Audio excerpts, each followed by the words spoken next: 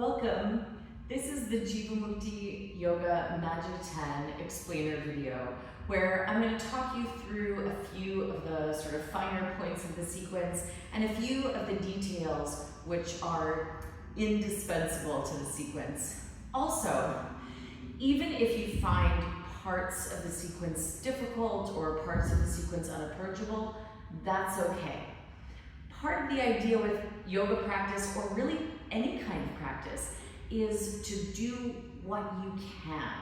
So if handstand is the main obstacle to your practice, do everything up until handstand, and then we'll talk a little bit later about a few ways to practice for handstand. Or if you find one thing along the way challenging, try to break it down into smaller pieces or smaller chunks. In my opinion, there's always ways to modify anything.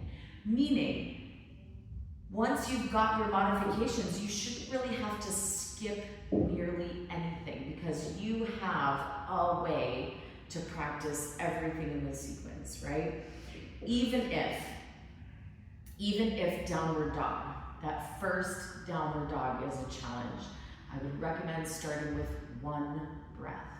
Do one breath of downward dog today, do one breath of downward dog tomorrow, one breath the next day, and keep going until that one breath feels doable, and then add one more breath.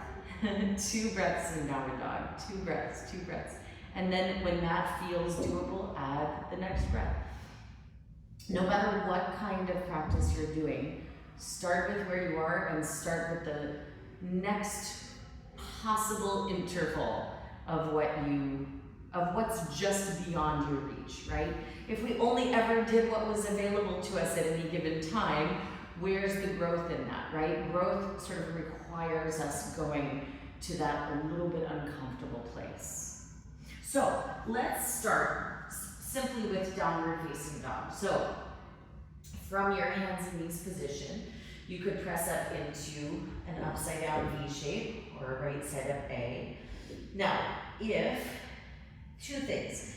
If the hamstrings are very, very tight and it's causing you to tip way more towards the hands, I would highly recommend bending the knees. You can put a pretty generous bend in the knees for a downward dog variation.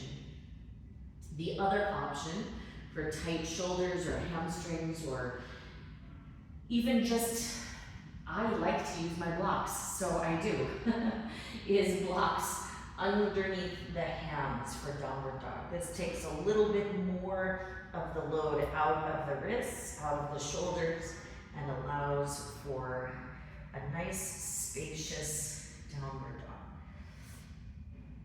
So next, and if you're building up to 10 breaths and you need to break it up into portions, that's okay. Take as many breaths as you can. Say it's 3. Rest the knees down for a moment. Come up, finish the rest of your breaths.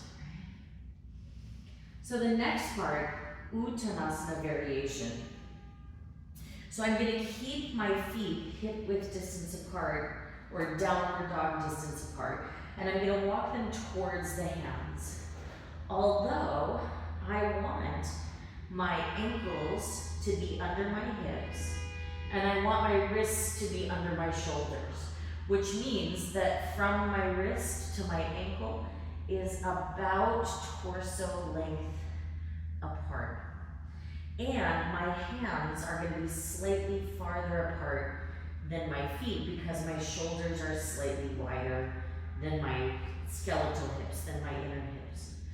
So I'm making sort of an odd-shaped box with the hands and the feet. Another component of this Uttanasana variation is to have the hands pressing fully into something.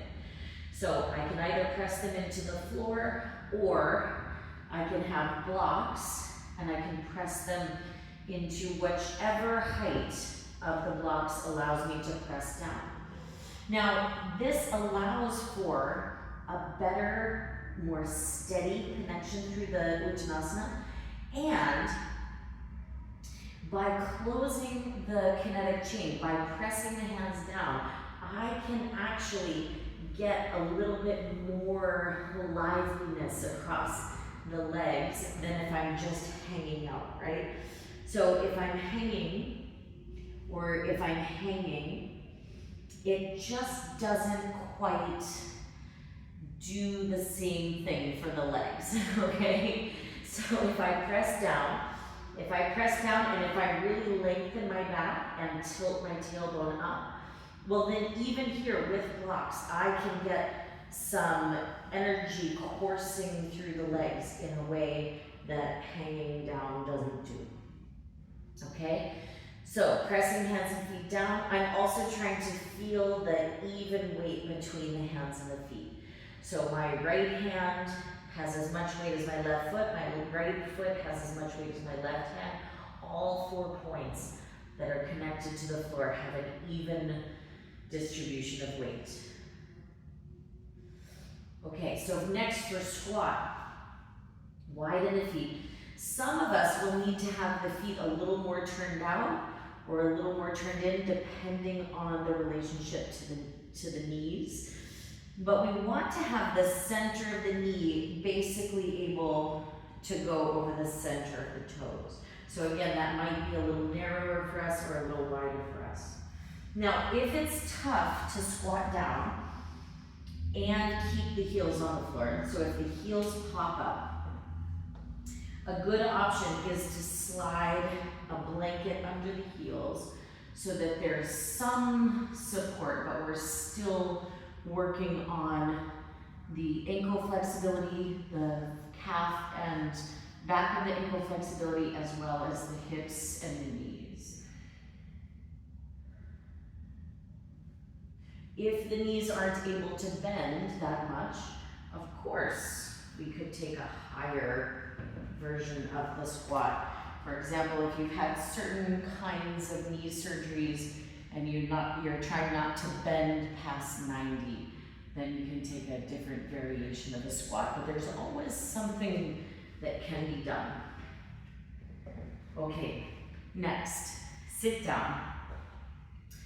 Straighten the legs forward. So that's an important part of it actually. Sharon used to always stop me after class if I didn't do that part.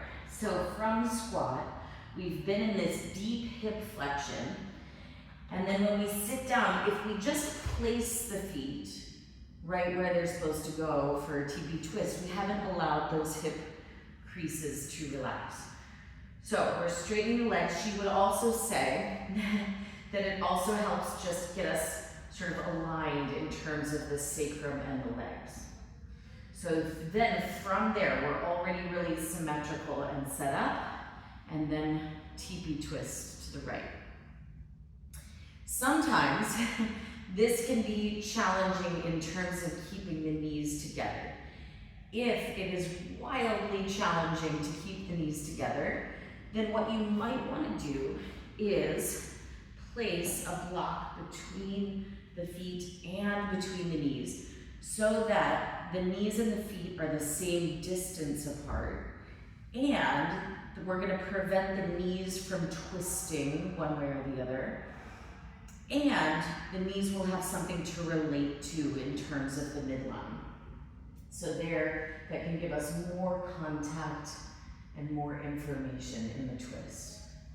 Okay, and then same thing to the other side.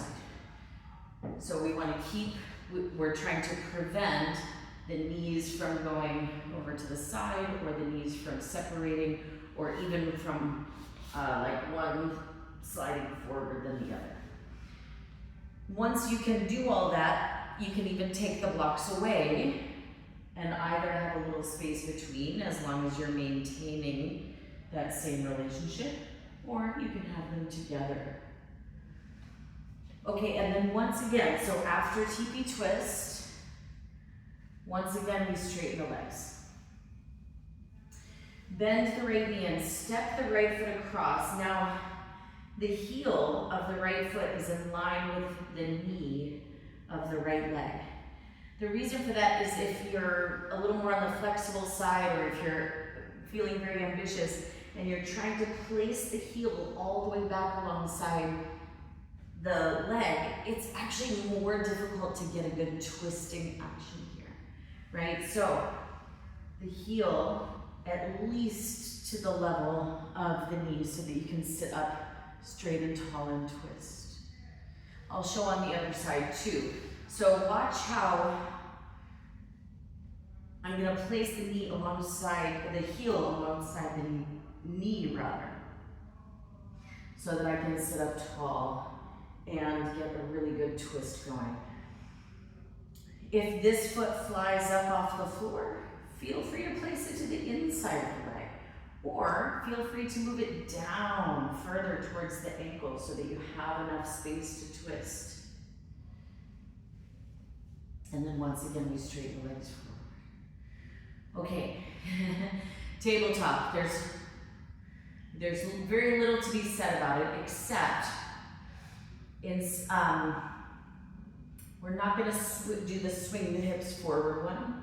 Sharon said not for Magic 10.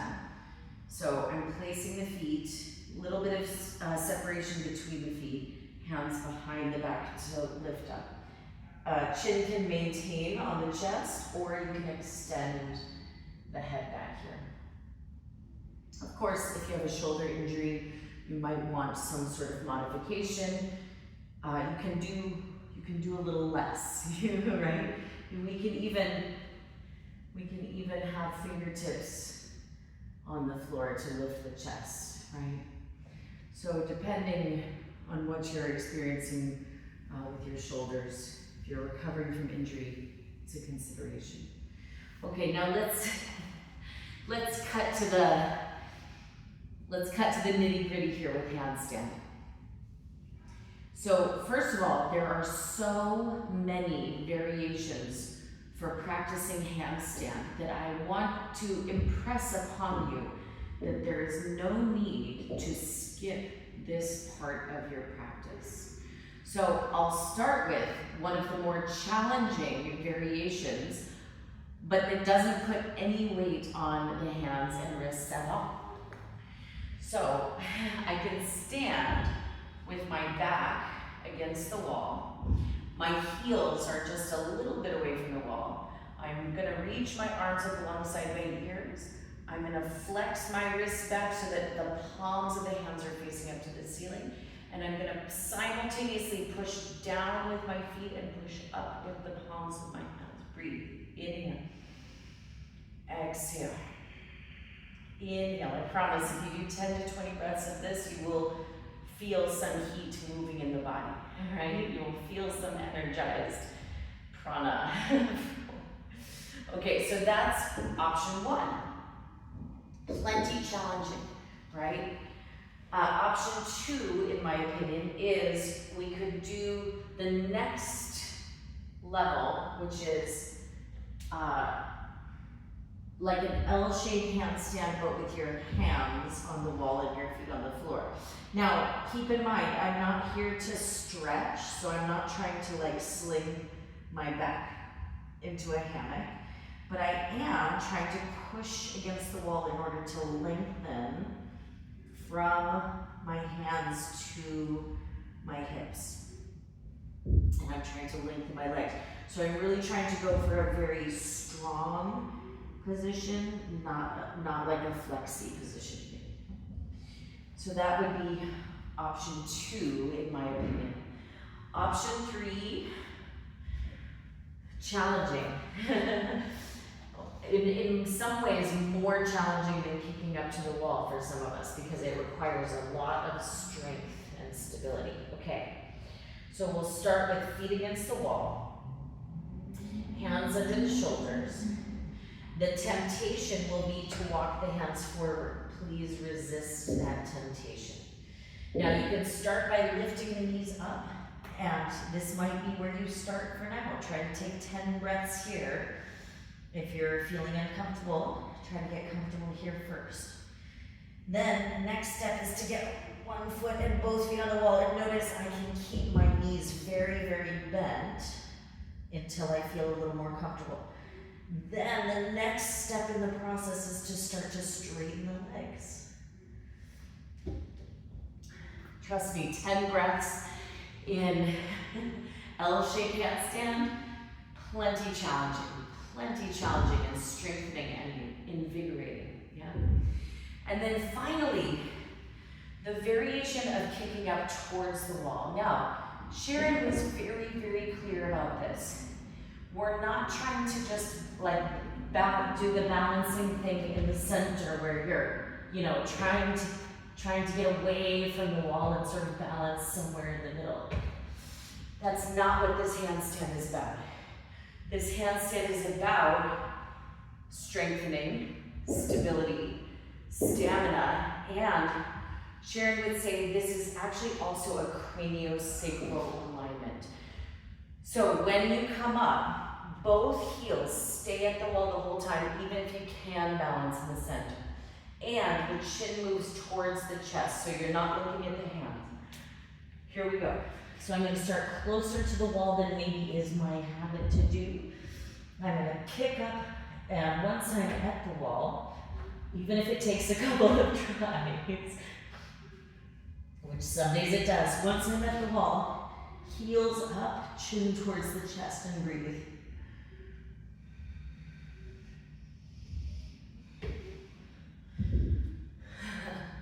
Even if you're able to balance in the center, this is a great strengthening practice. And like I said, Sharon considered it as craniosacral spinal alignment practice as well. So then once we finish handstand practice, we come back to the mat. And then here's the skinny on it. The chest, it's a chest opener. Chest opening stretch. So, if I let my arms go so far away from my back that my chest dips down, that's not it. So I like to start with my chest as lifted and expanded as I can. And then I take the arms as far away as I'm able to, and I stop before the chest starts to deflate or go down.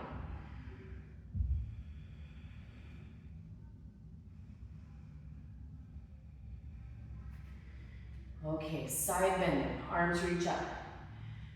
Sharon taught it bending to the left first, and I do that as well. The way that I think about it is, even though our instructions often go to the right first, right? Step the right foot forward, place the right hand forward, whatever.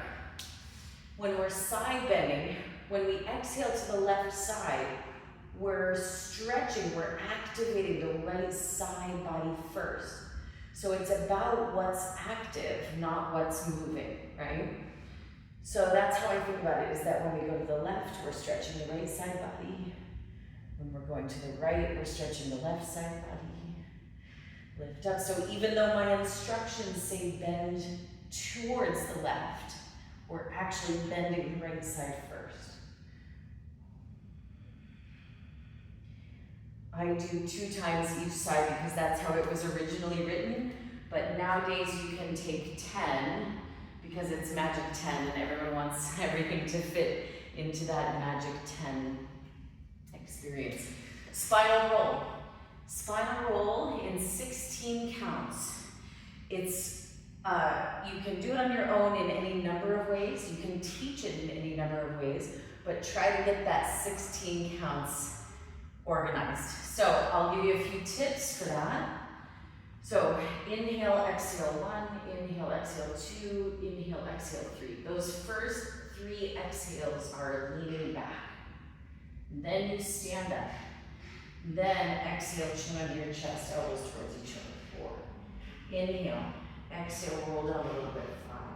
So you're going to keep progressively rolling down until you're at the level of the knees. And then inhale, exhale, 12 is bend the knees, touch the knees to the forehead. Inhale, arms ring out. Exhale, 13. Inhale, stand up. Exhale, 14. Inhale, exhale, lean back is 15. Inhale, stand up. Exhale, 16. So if you're practicing at home, no worries. You can take some creative interpretations. But if you're teaching, if you memorize some of those earmarks, it will start to all make sense. To me, there's really nothing to do but memorize it. I just had to memorize it, just like memorizing the lines of a play or a poem or anything like that. Just memorize it. I hope this helps, and I hope, again, you'll start with one breath at a time, one day at a time. You can do it.